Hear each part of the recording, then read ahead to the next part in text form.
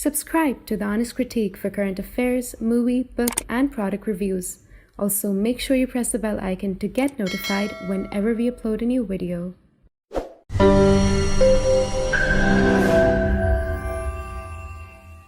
The views, information, or opinions expressed during the video series are solely those of the individuals and do not necessarily represent those of The Honest Critique and its employees. The following video contains strong language which may be offensive to some viewers. Viewer discretion advised.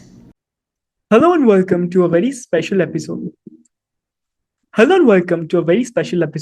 are recording today. I'm delighted to be joined by Rabbi Oury Cherki. He is the chairman of Britam Noide Wall Center and a leading scholar of Judaism. He is an author and has thousands of followers back in Israel. So thank you so much, sir, for taking your time and speaking to us today. Thank you very much. My pleasure. My pleasure to meet a representative of India Honesty. So you can ask, please. Yes, sir. So the first thing that I wanted to ask you is, you have a lot of followers, a few thousands of followers in Israel. And as a religious figure in Israel, what message are you giving to your followers during the war? Because a lot of probably your followers are right now serving in the IDF as reserve forces and they're fighting the war. And we know war is a very difficult period with a lot of problems, confusions. So what is your message to your followers? Okay, you are right. Many of my followers, as you call them, are engaged in the army now. And it is a very not difficult period, but engaging period. I used to tell them, I went in many groups of soldiers last week, and I tell them that we are in a historical moment. We are in one of the crucial parts of the war between good and evil. We have been faced in front of barbary, but not only savage barbary, but an organized one.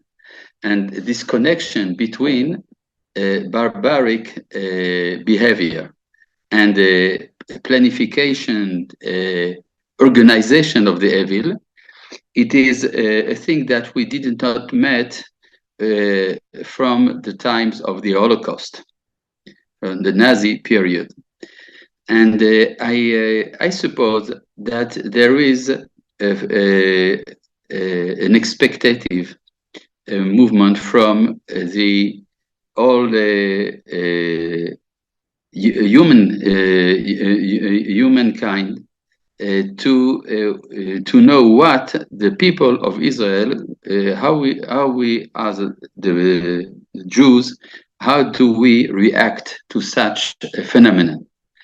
It is not only a war of defending our lives. It is, but it is more than this. We are in front of the evil at its pure level. And as the people of the Bible, the people who laid many of the moral values in humanity, we have a goal. The goal is to eradicate the evil. That is what we are given in it. And I see that many people in Israel are really motivated.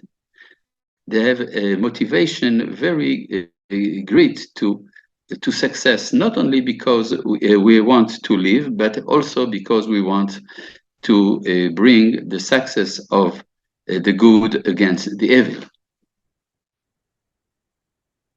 And this brings me to the question that I wanted to ask you of how does the Jewish faith probably would look at an organization as barbaric as Hamas and the acts they committed on October 7th. If you could tell us about that. Judaism has many moral values.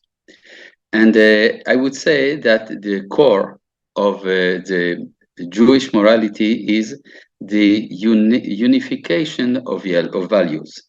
Many civilizations consider, for example, the Christian world, that only love is moral, and making justice is in a way a necessity, but not a part of morality. We can see also that other civilizations consider that only spiritual direction is the morality, or others think that economic problems are the core of morality. We, as the Jews, we believe in unity. And making justice is not only a right, it is a duty. We have the duty of making justice in the world. You know that there are many people in the world who wait for a Messiah. And they think that Messiah is going to bring love inside humanity. But we, as the Jews, we do not need this. We have read in the Torah, you will love your brethren as yourself. So we do not have, we do not wait for the Messiah to teach us, but we need a Messiah to make justice in the world. That evil will be punished, that we will be sure that we can live in a better world, in a world of justice, of humanity, of morality.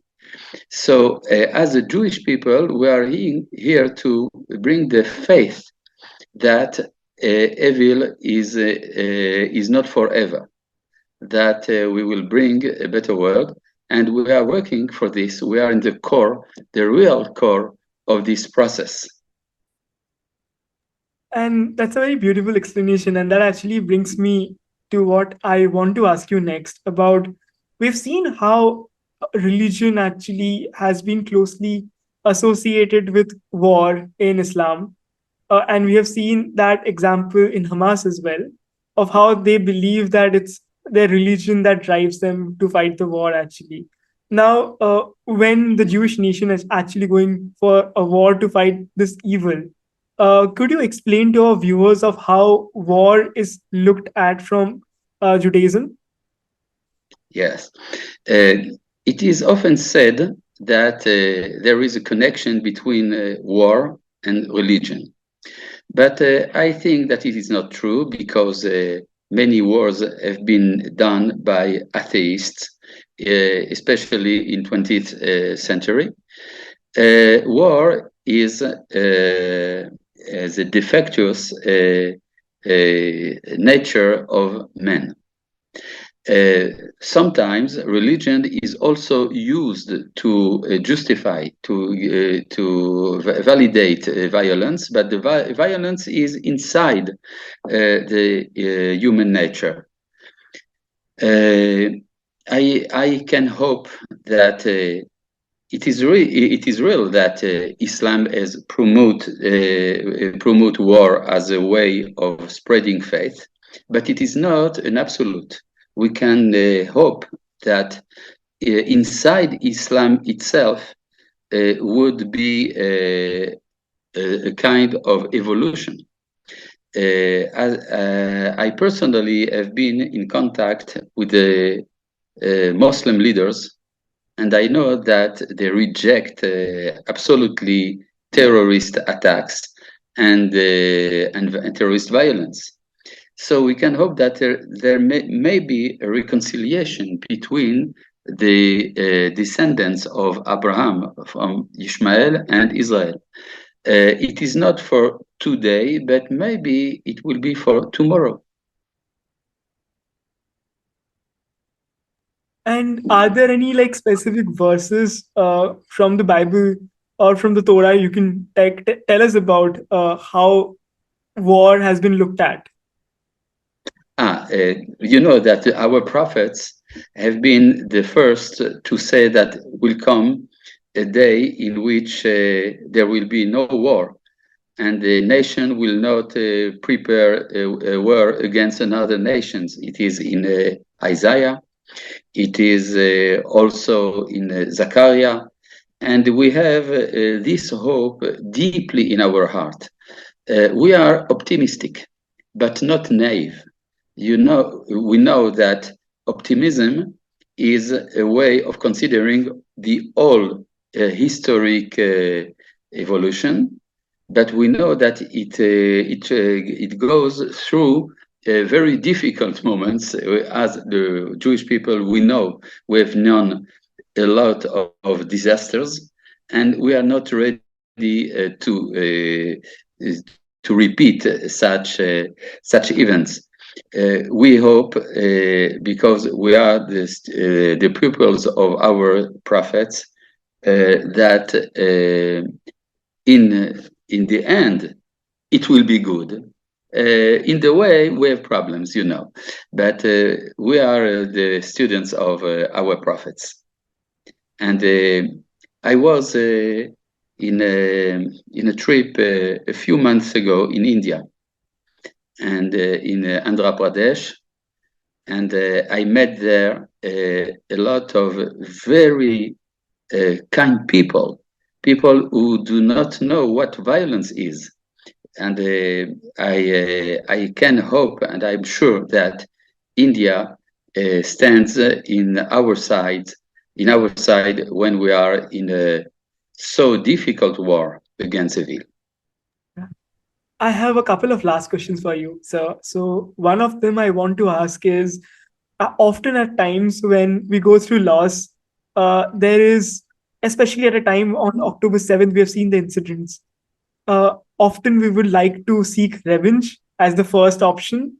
And there is this thing that in your heart and your mind, you're not probably reconciling of what has happened on October 7th. So if some of your followers probably would have lost a loved one, or some would know someone who have lost a loved one, how are you telling them actually to deal with this period? Yes, the term of revenge must be clarified.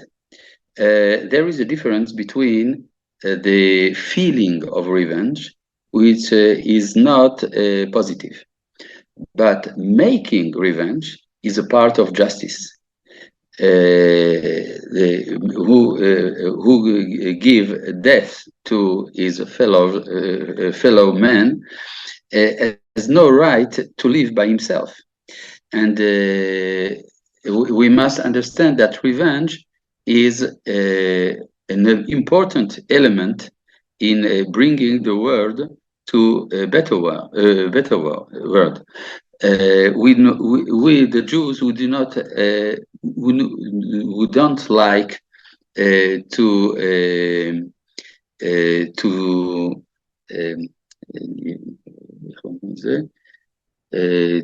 kill persons. We know that in our 10 commandments there is one: you will not kill. But we kill when it is necessary. If we want that no one will kill in the future. Understood. And my last question to you is, so we have seen in the last few days, or probably the last couple of weeks, what we saw in the Holocaust, that period of rise of anti-Semitism. The same thing is happening in American universities, in UK, probably societies. We are seeing a large number of pro-Palestinian rallies and high amount of anti-Semitism. And as someone who is a representative of Jewish faith, what message would you like to give for that? And how do you feel looking at the same situation, what we have seen probably during the Holocaust? I would say something from psychology. If you are able to hate me, it means that you are also able to love me. And the flow of hatred that we are faced to is only the superficial level of a human being. And I believe that when every pro-Palestinian and pro-Hamas man in the world will understand that he was